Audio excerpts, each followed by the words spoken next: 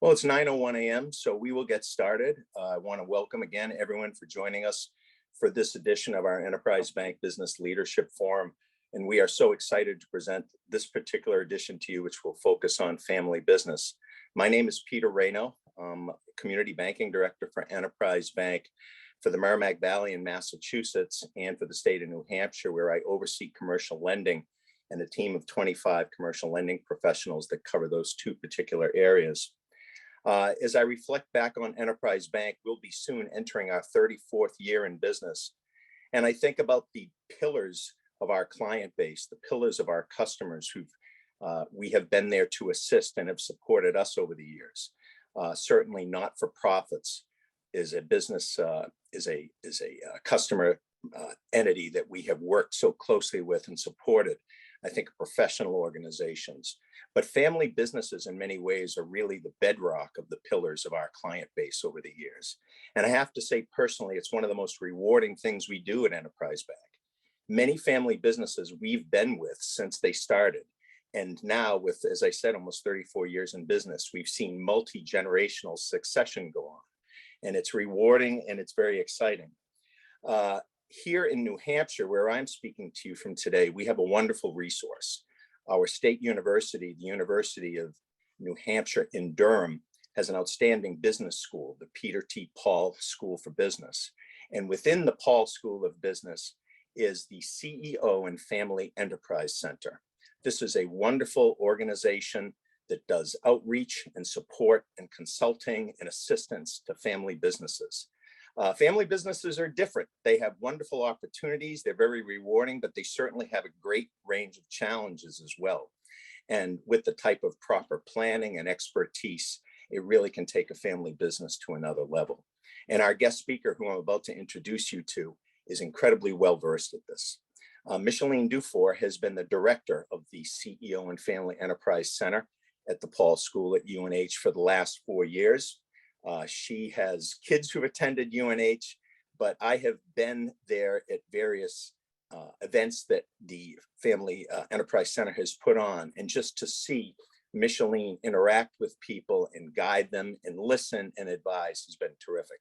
So we're so fortunate to have Micheline here today. I know there's going to be an opportunity for questions through the chat box. Some of you have already submitted questions. But at this point, it's going to be my pleasure to turn it over to Micheline Dufour for this very exciting and interesting business leadership forum. So good morning, and Micheline, welcome. Good morning. Thank you, Peter.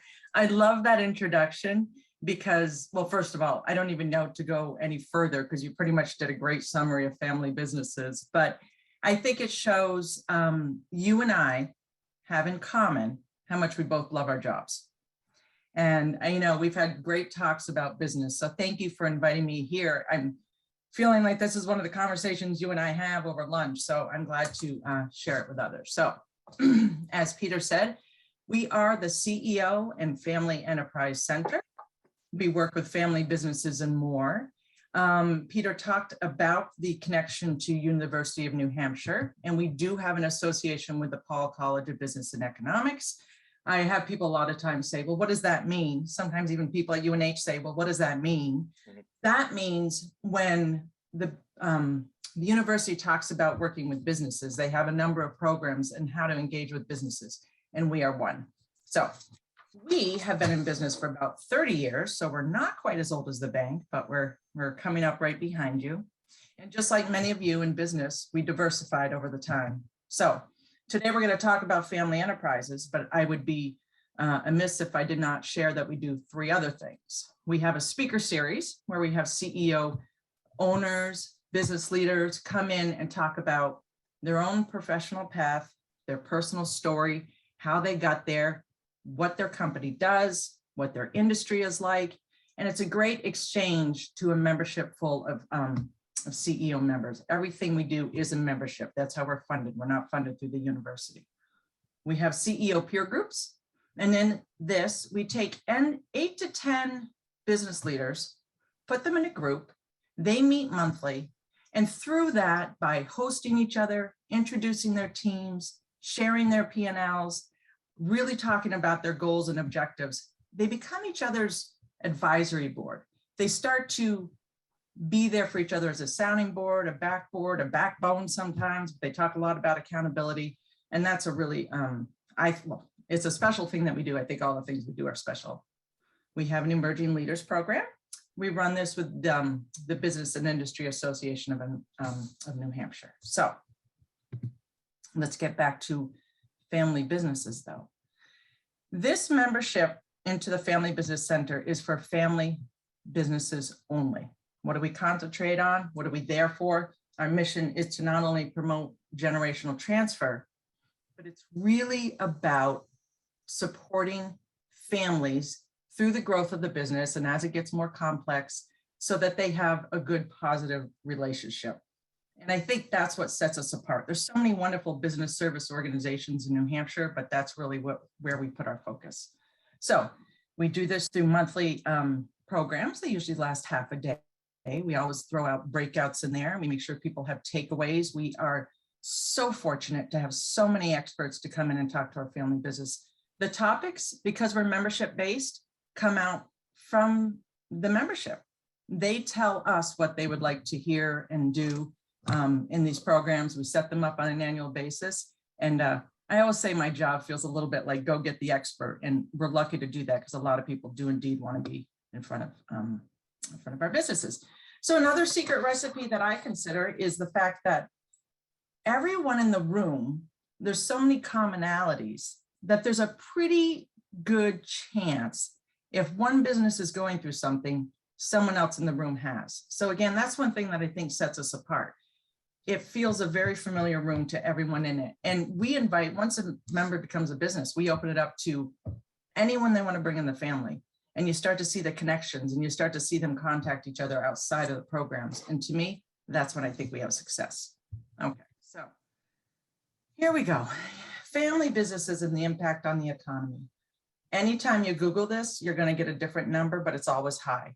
Just as Peter said, it fuels New Hampshire. I know that for sure. Fuels the economy. And, you know, everyone knows that this goes from mom and pop to complex organizations. You just have to think Walmart, LL Bean, Ford, but really it's about the businesses that the bank works with and that we work with, small, medium, and large size businesses. We had an economist recently come in and he said to our members that he believes that privately held family businesses is the best asset this country has. I agree. And it's not just the money. I think it's the fact that it's the people and the stories, as much as Peter said. We feel very fortunate to be able to work with them. Okay, so I think this is where Andrew is going to run a poll to all of you. So we have a poll that says, are you involved or are you a family business? Is that right, Andrew?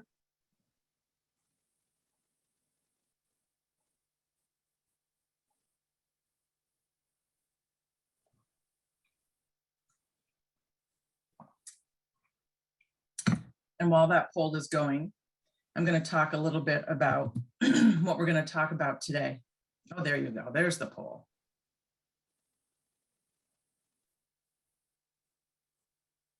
So I know the title of this is Everything That You Want to Know About a Family Business, but I'm thinking I should have probably called it Everything I Know About a Family Business.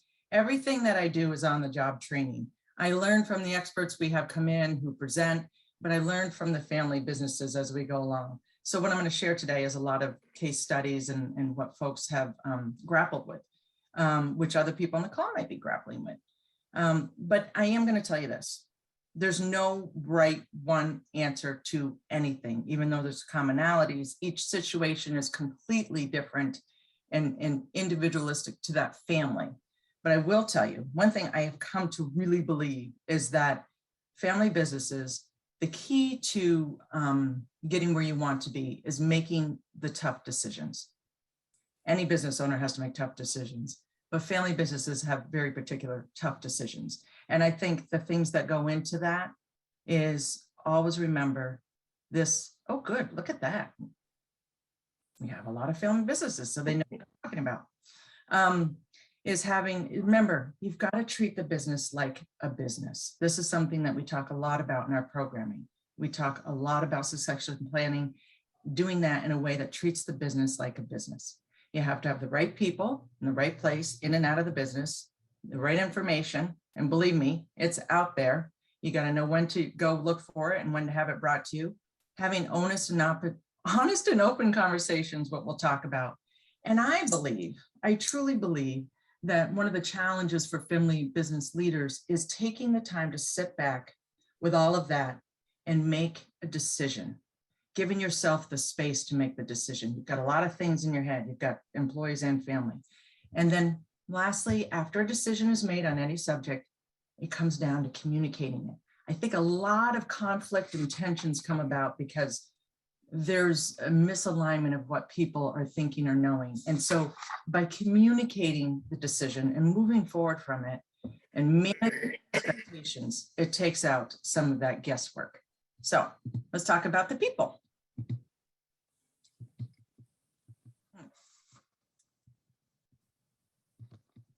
Oh, my slide isn't working. Oh, there we go. Sorry.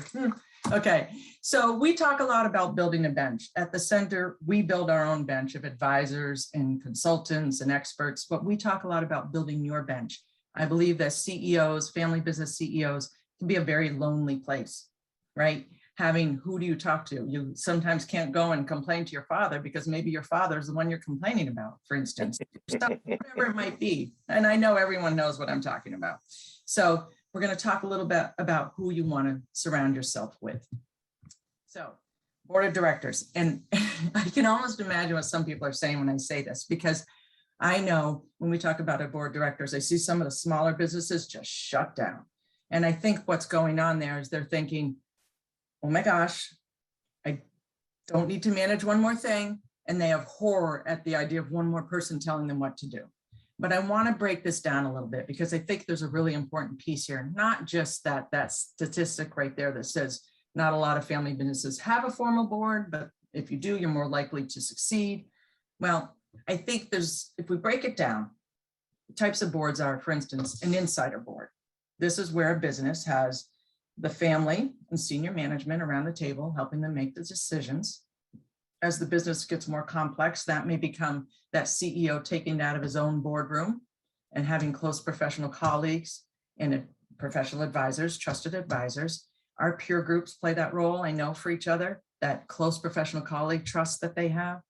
And then, of course, what we're really talking about, independent board of directors. And that is having outsiders come into the business and come into the boardroom, excuse me.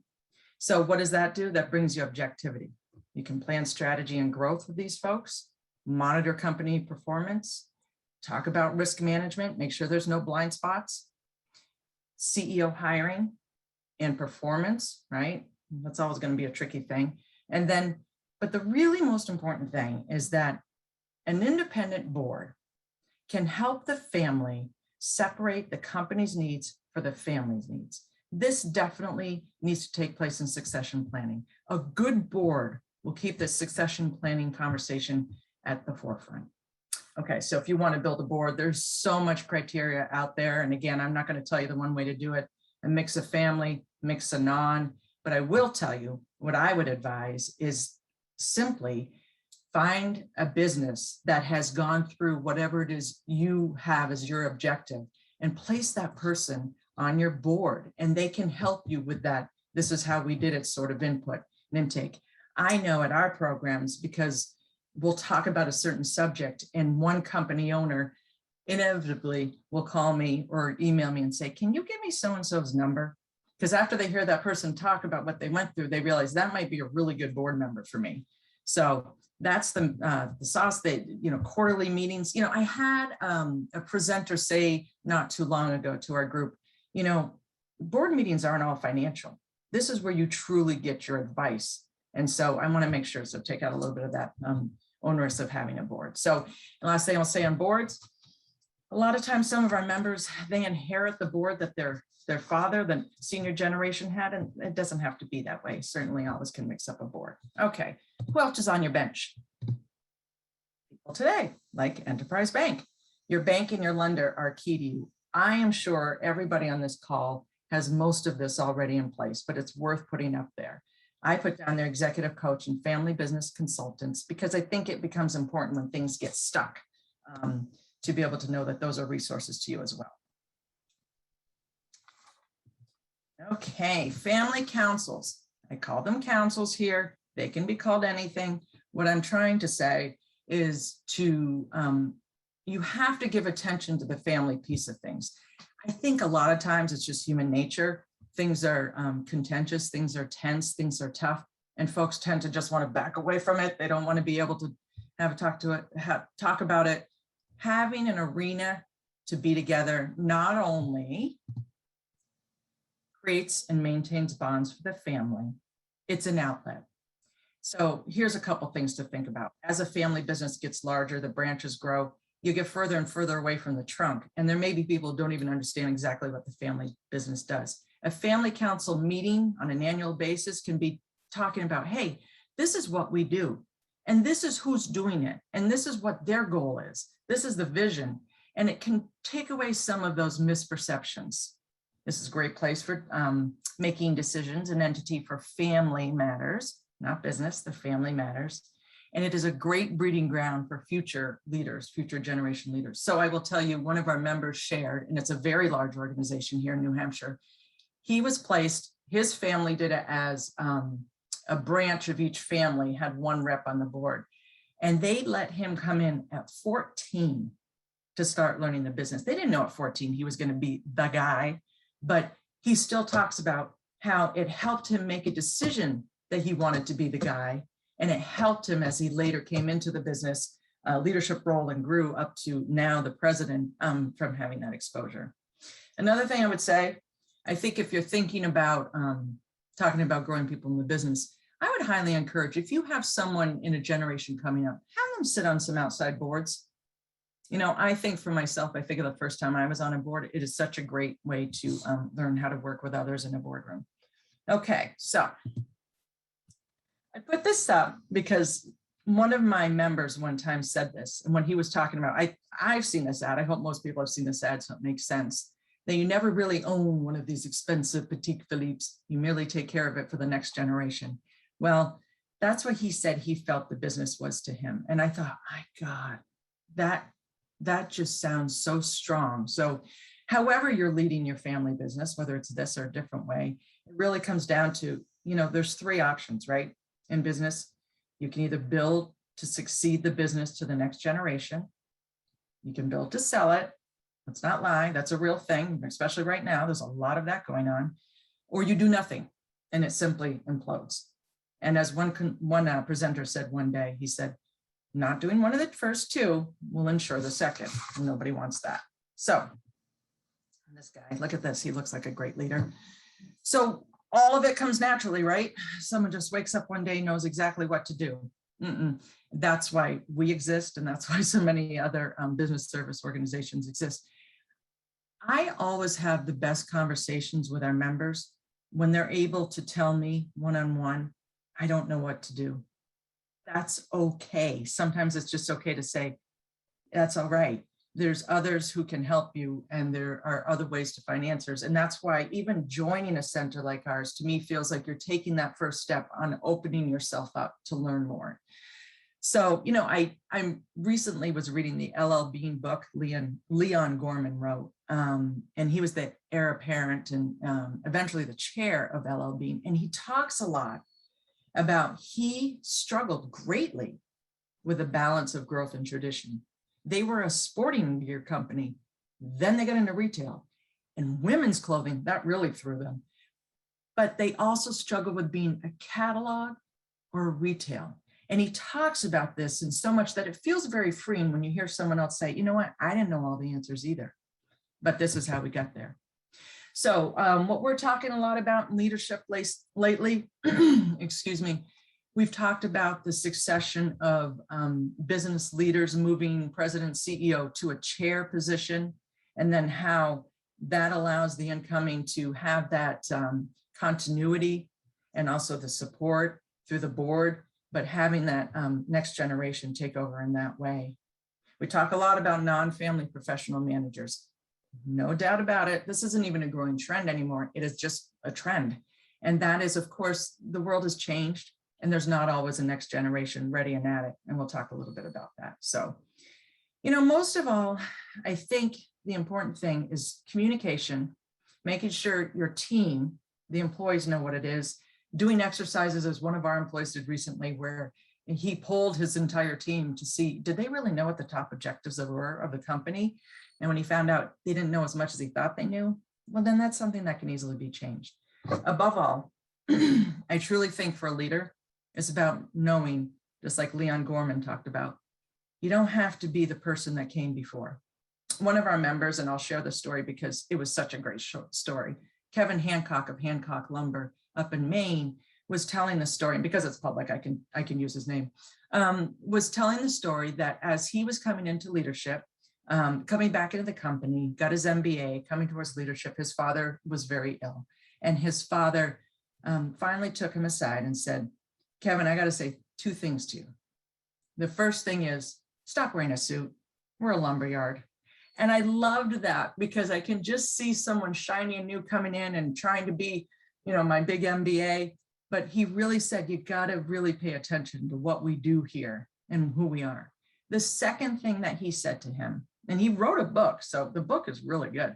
And the second thing he said is, if you at any time decide you want to sell this company, sell it. And Kevin talked about how liberating that was to him. He didn't sell it. He's been able to grow it and he loves what he does, but just having that. So these are all the things, of course, that leaders have and that we just talked about, that communication and confidence and all that other good stuff. We do a lot on leadership. Okay, so here's this woman. Doesn't she look happy? She's got it all figured out, right? She's the sole owner. She's the sole decision maker. She's in a happy place. What we probably don't know, or probably could be true, she might look content here because she's been through some pretty tough things. Maybe there was an ownership transfer between a number of siblings that left her where she is. We talk a little about strategies. If we feel that, if the business feels that they're going to that, or one person in ownership feels they're going to that, one strategy is to be able to create a series of questions that the majority owners can ask each other in a very real, private, open conversation once a year. That, lead off with things like, do you see you being the sole owner and leader of this company? Is that what you want? Sometimes people have this misperception that, we're going to fight this thing out, where someone may, indeed, that's not what they want. And a lot of times, even starting the process of separating starts with someone sitting down and saying, what do you want out of this? What's important to you, not just the business? What is the business brought to us that's important to you?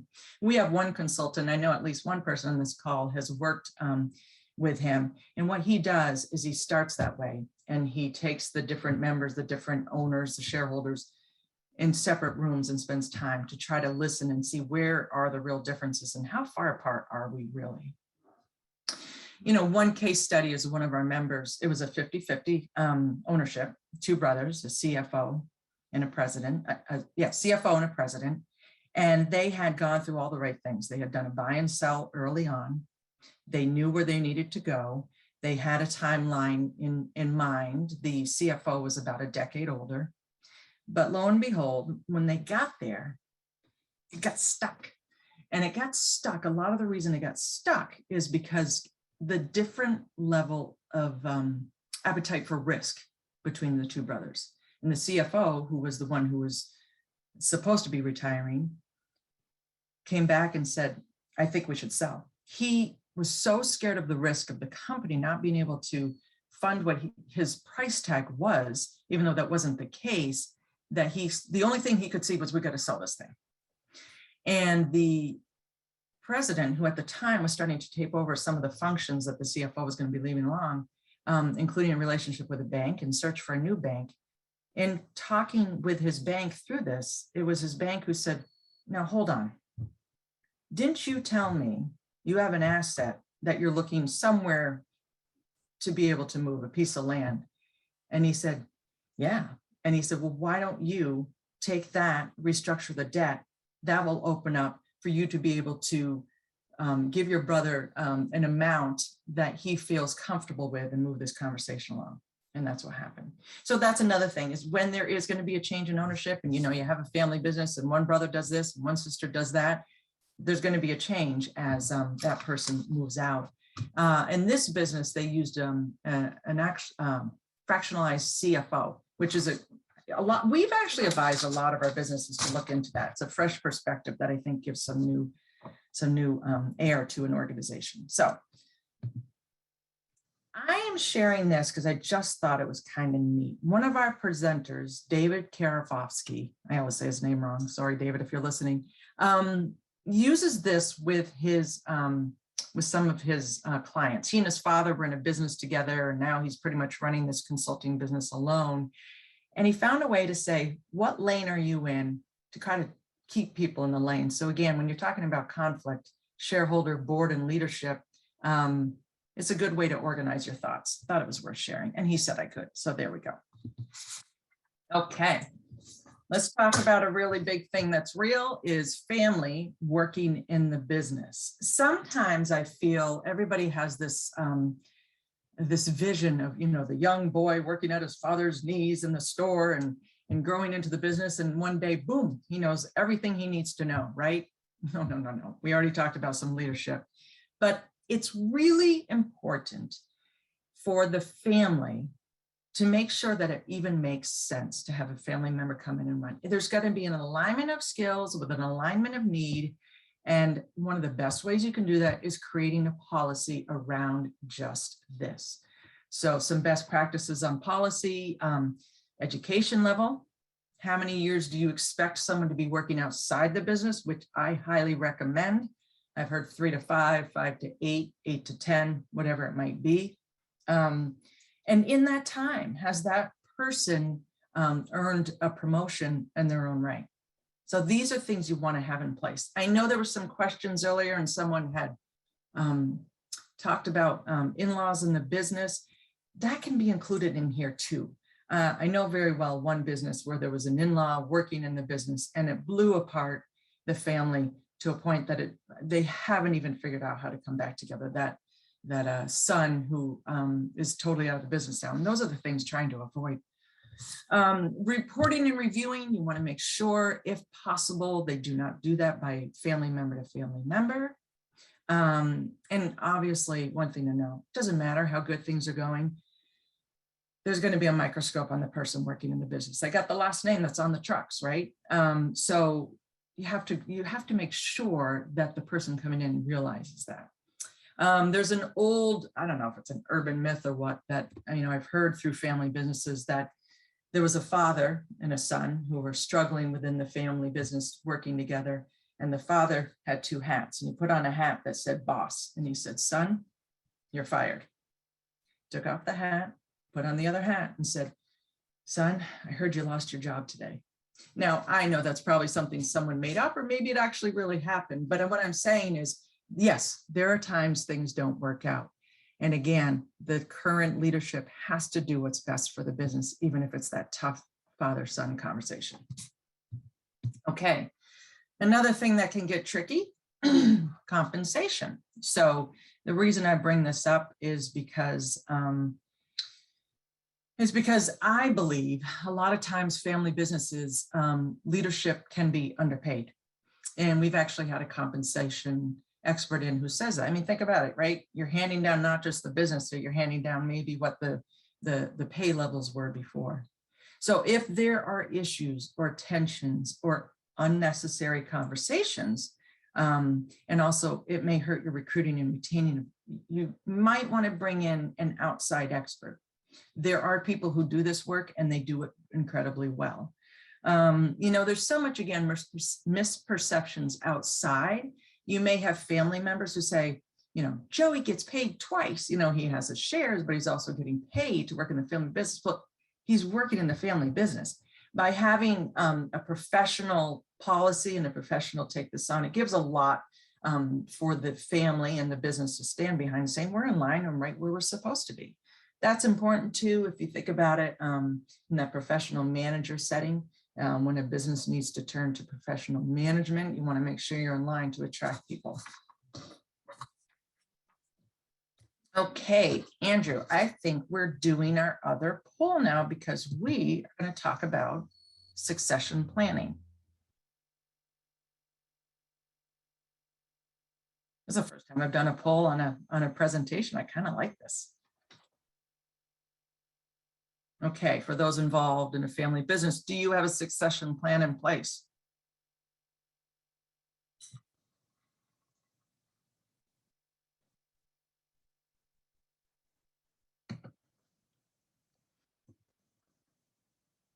And I'm not sure if the answers come right up. Well, and if I'm not sure if you can see the screen on my slide, again, I have some statistics. Again, you can Google these and I will tell you, you always get a slightly different number. But the bottom line is a low number of family businesses have a succession plan. And yet, as we all know, when you look at the demographics, up to 40% of family-owned firms will have a change in leadership in the next 10 years. So pay attention, right?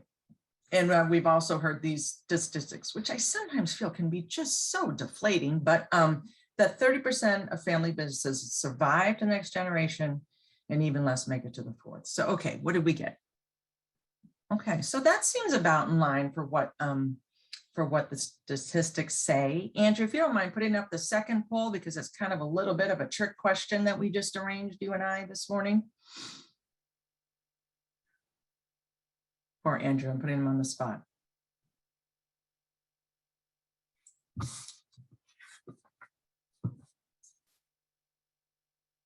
Ah, there it is.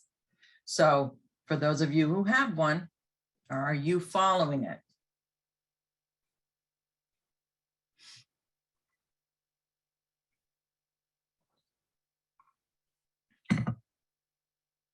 We'll give that just a minute. Maybe people aren't answering right away because they're trying to say, am I following it? I'm not sure if I'm following it. Because we're going to talk a little bit about what that is. Not a little bit. That's what we talk about all the time, actually, in the center.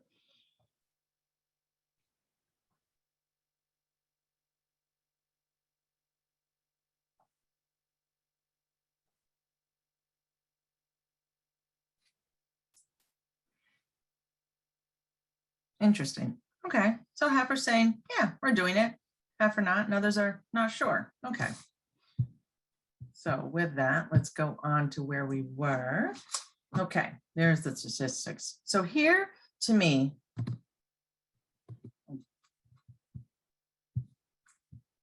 sorry, there we go.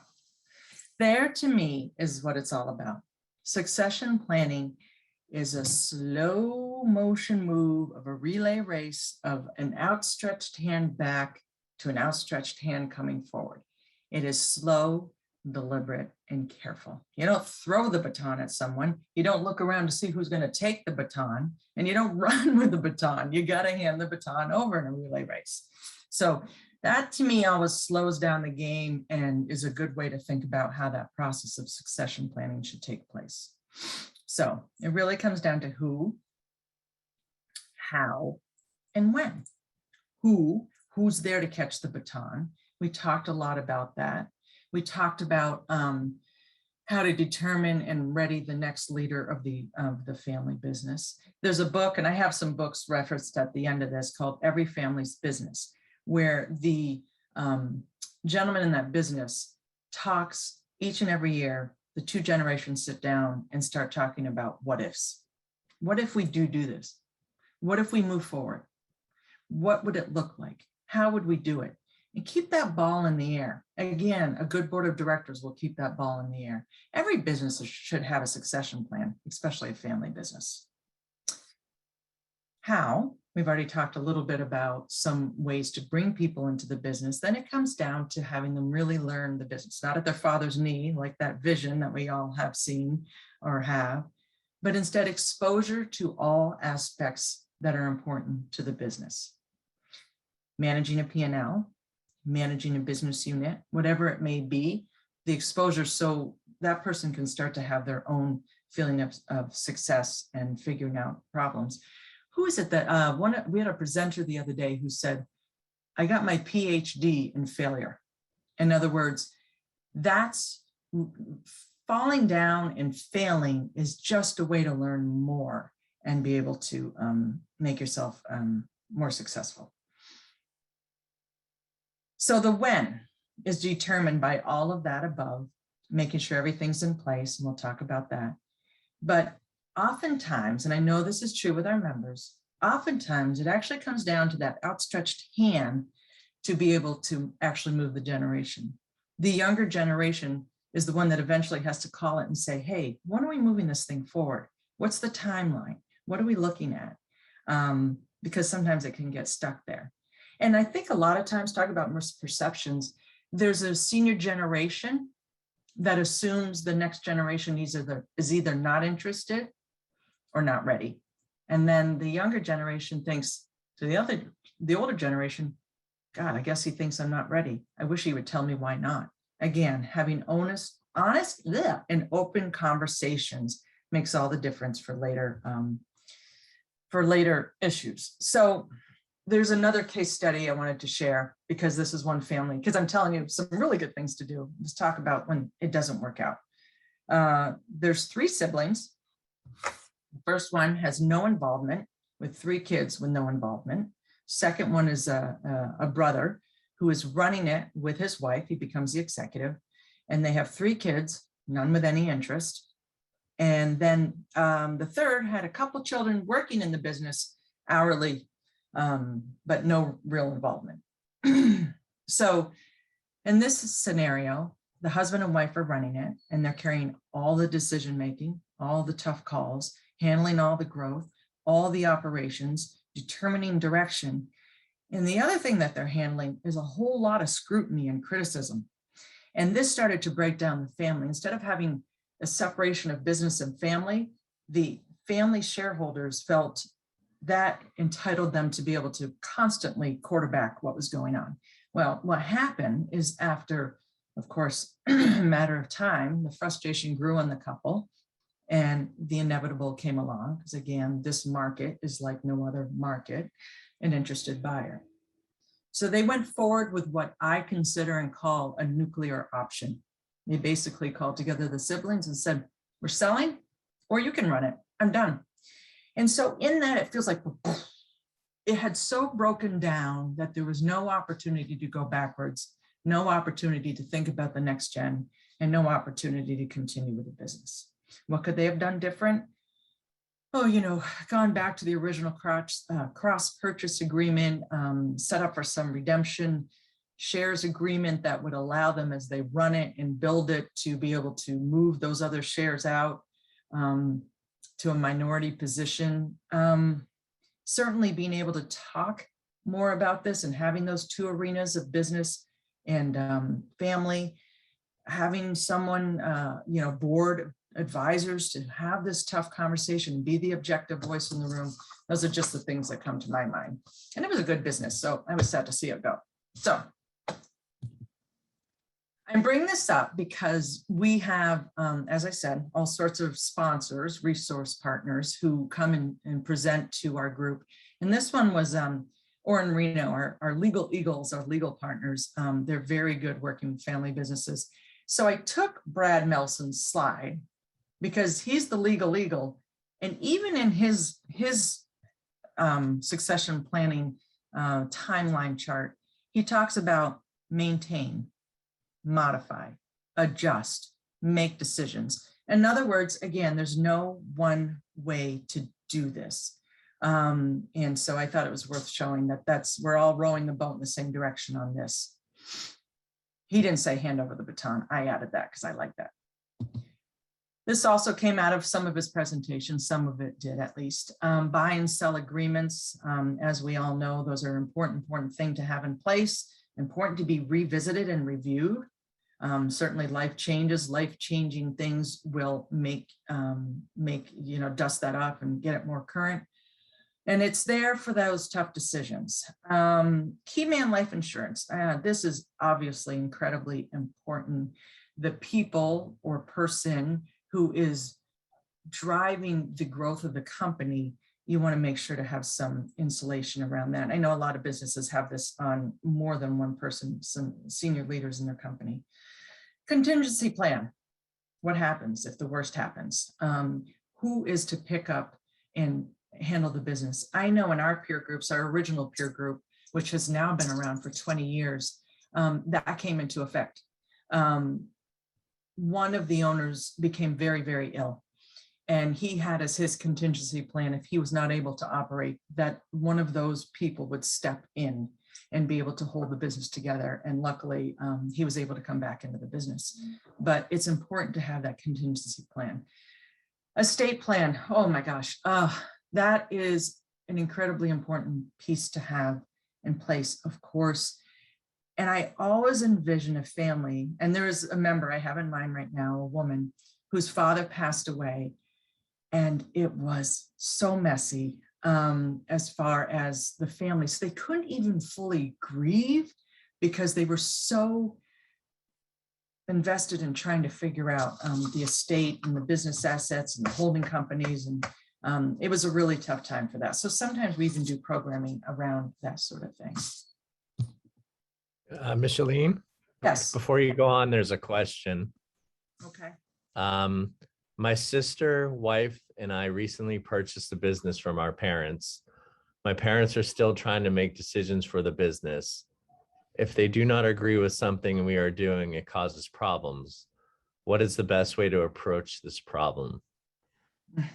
Boy, never heard that one. I'm just kidding. I'm just kidding. That is such a good question, because that is something. I have another member I'm thinking right now. He said, well, finally firing my mother. And, you know, for me, it's again, trying to separate having a place for family conversations and having a place for business conversations, whether it's a boardroom that they have, that they can have that in there, or being able to, but you do have to move that individual along, because it can become not only difficult to make decisions, and also the hammering of any sort of criticism is just deflating. It becomes a real problem for the employees. And so sometimes I've seen some families have that conversation, because so family businesses, whenever they're talking about a change, especially if they're looking at a sale, the first thing they always say is, but our employees, they understand that their employees are their number one asset. Maybe approaching the conversation with the parents in that way is, this is not good for the business, but it's certainly not good for the people who work there. Another thing I've talked a lot about, or heard a lot about, is trying to, and I should have gone way back in the presentation and said this, because as things move along in the life cycle, what is it that those folks are passionate about? What are the parents passionate about? Is there some way that the business might be able to help them in that? Is there a foundation? Is there something that they can get involved in? And we call it an act two. And sometimes that's why people takes them a long time to move on. They don't know what to do with themselves a little bit. So those are off the top of my head sort of things I would say. I'm certainly happy to talk more about it. So the business is an asset. The most successful family businesses are those that treat the business as an asset. I hate reading PowerPoints, but I think it's worth hearing that one. Has to be treated as an asset, which takes discipline in all aspects. Just think about this. Just even that question that it was, right, that just came up is, if you close your eyes and you say, we've got to do what's best for the business, that's your stance. That's where you start from.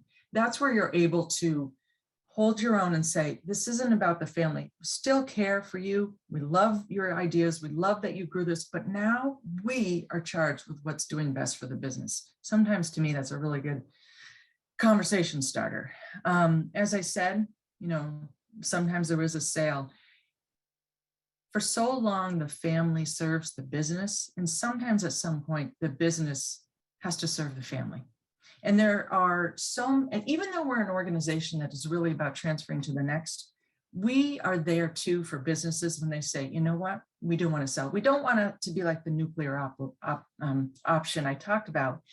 There's a way to do this, and there are, great M&A firms to help with that.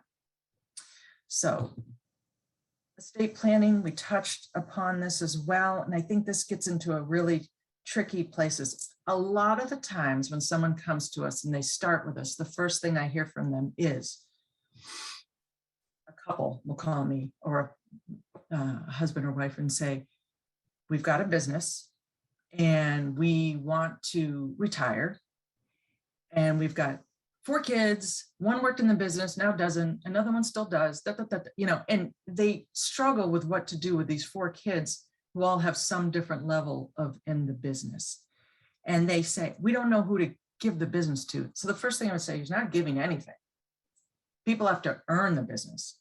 And so when we talk about that, this is where it comes into say, there's a business asset and there's a state. And that the family should really look in both ways among their children as far as who's in the business and driving the business. I think one of the most, I don't want to say damaging, but one of the hardest things when people come in and they say, my parents, I've been working in this business for decades. I've been here, I'm doing this, and yet they want to divide the business, me and all my siblings equally. That is really tough because a lot of times people will walk away and then the business doesn't do well. I always say, because fair is not always equal and equal is not always fair. The other thing about estate's true, right? So in a family business, the parents go to retire. The family members who do stay and lead the business are funding that retirement, but they're also funding the estate, right? So we can't ignore that. That's obviously part of it. And so again, really careful decisions around estate planning, meaning, you don't want to say to one child, you're not part of this because you got the business. There's really great wealth advisors out there who can work with families and think of a way to arrange something so everyone feels fair, if you will. So here are a couple of the books I mentioned, and that I read a lot, not just business books, but business story books. And so I highly encourage that as well. And besides that, this is where you find us. And I'm happy to take any questions. Oh, is there another one up here?